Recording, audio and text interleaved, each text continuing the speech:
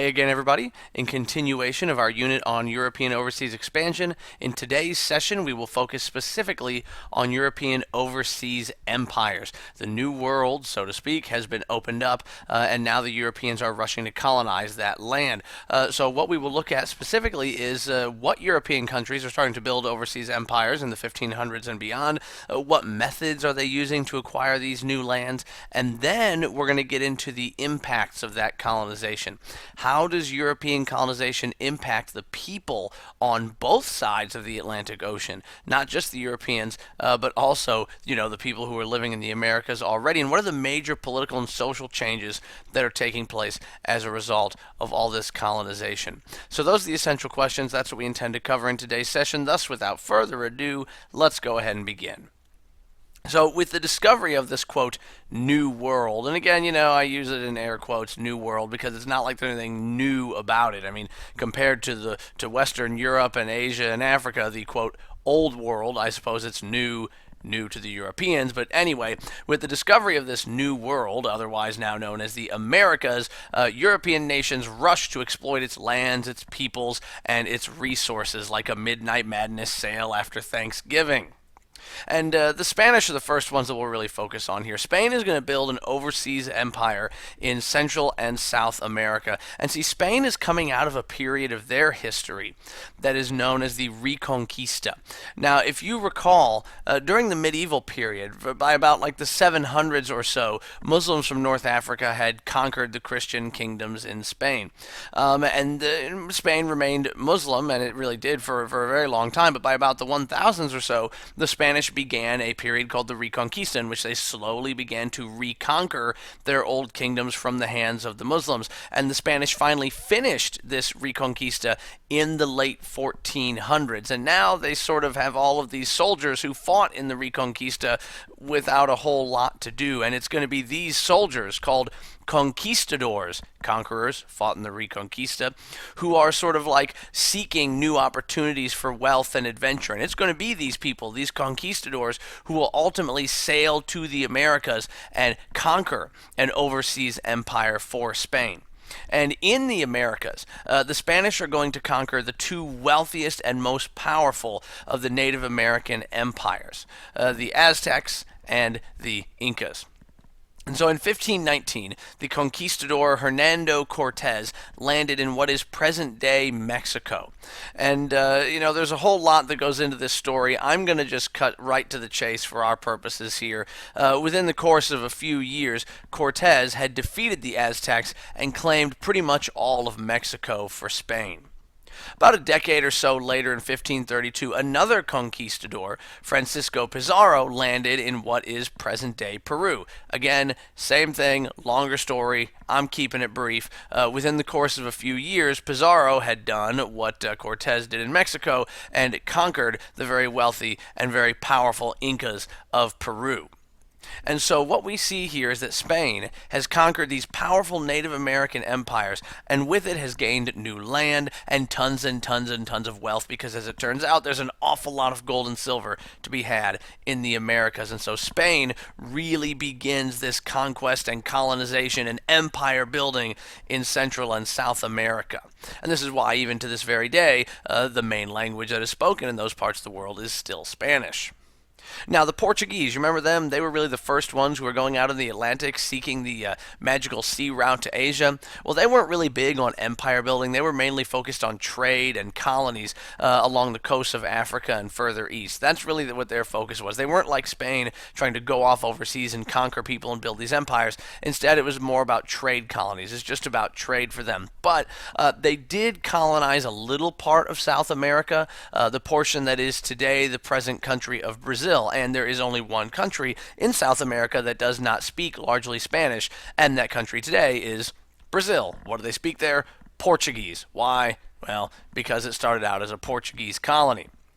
Now, not to be outdone by their rivals, the French, the British, and the Dutch began their own voyages of exploration of North America in the late 1500s and into the early 1600s. And we're going to fast forward by a couple of centuries here, but by the mid-1600s and early 1700s, the French and the British are the dominant colonial forces in North America. So if you really want to break this thing down, the Spanish focused largely on South America, Central America, and what eventually becomes portions of the southwestern United States, while the British and the French are focused on what is today the U.S. and Canada. Oh, and we can't forget the Dutch. They're in there as well. There's actually a major American city that originated as a Dutch colony. More on that to come another time. So we see the Americas, north and south. The New World is really being sort of carved up by the Europeans. But what impact is this having on people on both sides of the Atlantic? Well, to start things off, slavery. I want to start there because European territories, not all of them now, not all of them, okay, but a lot of them, especially those in the Caribbean and Central and South America, based their economies on mining and agricultural products that typically required large amounts of slave labor. Now, what often happened, at least at first anyway, was that the Europeans would enslave local populations. That's where it kind of started. Eventually, they turned towards importing slaves from Africa.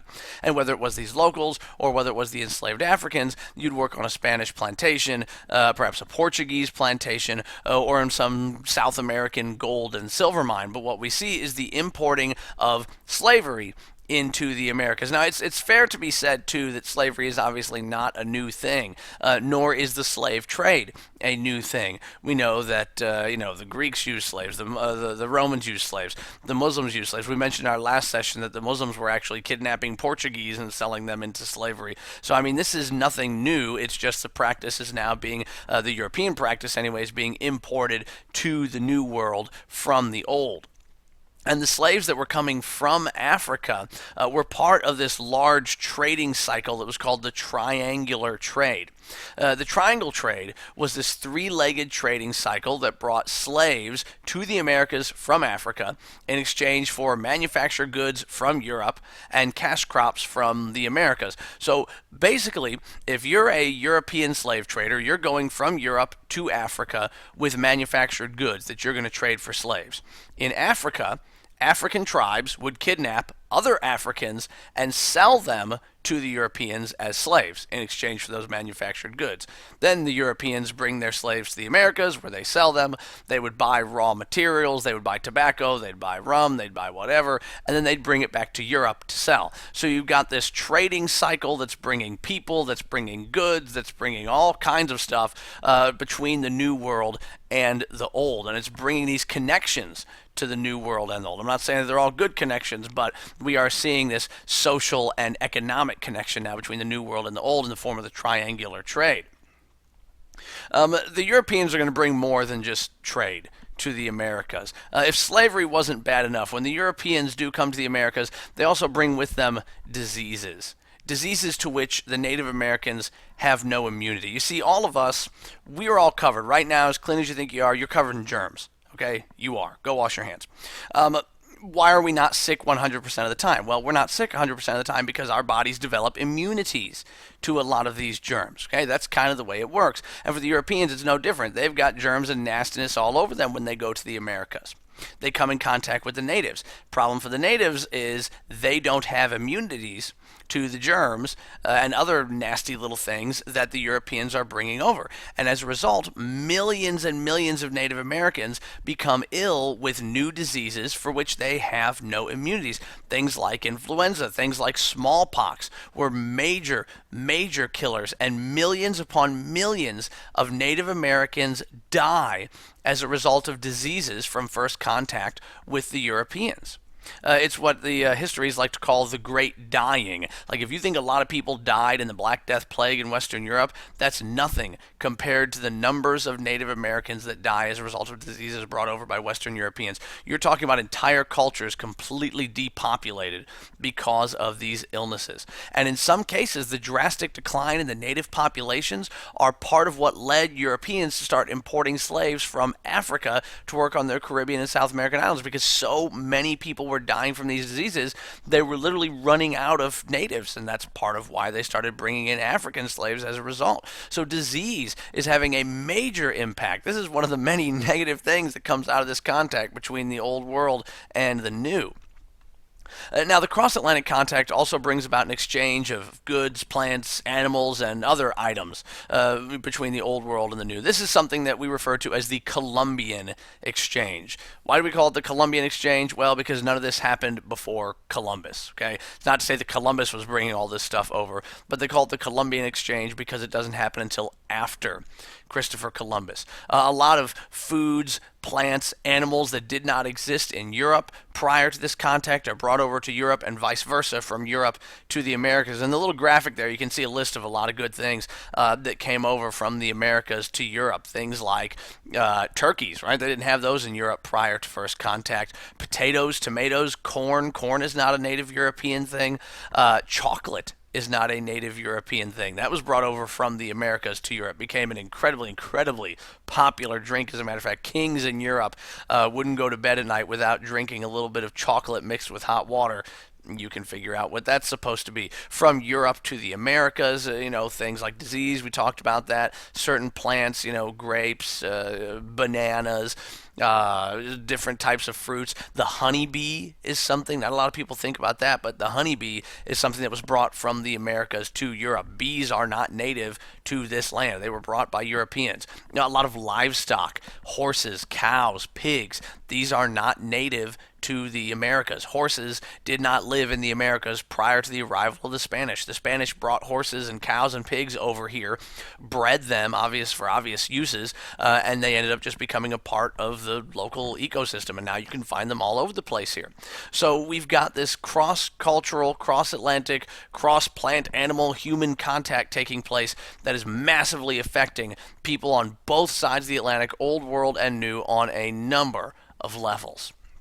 Okay, so in today's session, we took a look at the European overseas empires. What European countries are coming over to the Americas? What lands are they taking, so to speak, colonizing? And then how is this European colonization impacting the Americas, impacting people in Europe? What's it doing for people on both sides of the Atlantic? So we looked at the Europeans establishing these overseas empires and the impacts of those empires. Those are the essential questions.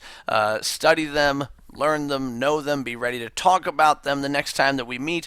But as always, until that time, I bid you farewell.